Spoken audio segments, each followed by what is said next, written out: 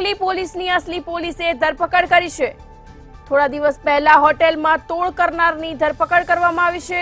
Crime બ્રાન્ચની ઓળખ આપીને 35,000નો તોડ કર્યો હતો।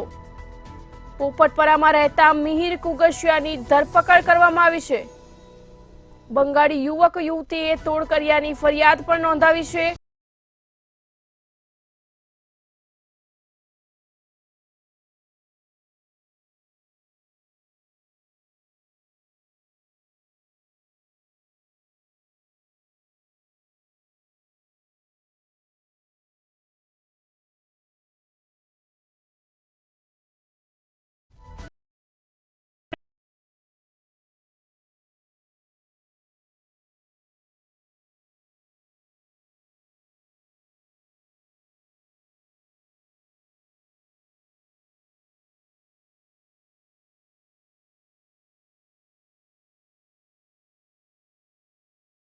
ફરિયાદ દાખલ કરી દઈશું। તમે છોકરીને લઈને હોટલમાં ગયા છો અને જે તમારી બદનામીથી બચવું હોય તો મને 50,000 રૂપિયા આપો।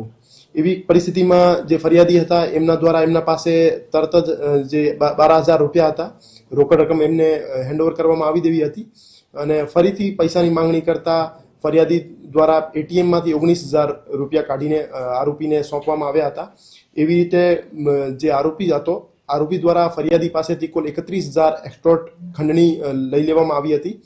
એ ડિવિઝન પોલીસ દ્વારા આ બાબતે તપાસ હાથ ધરીને આરોપી મિહિર કુગસિયાને હસ્તગત કરવામાં આવ્યો છે અને એમના પાસેથી રોકડ રકમની રિકવરી કરવામાં આવી છે।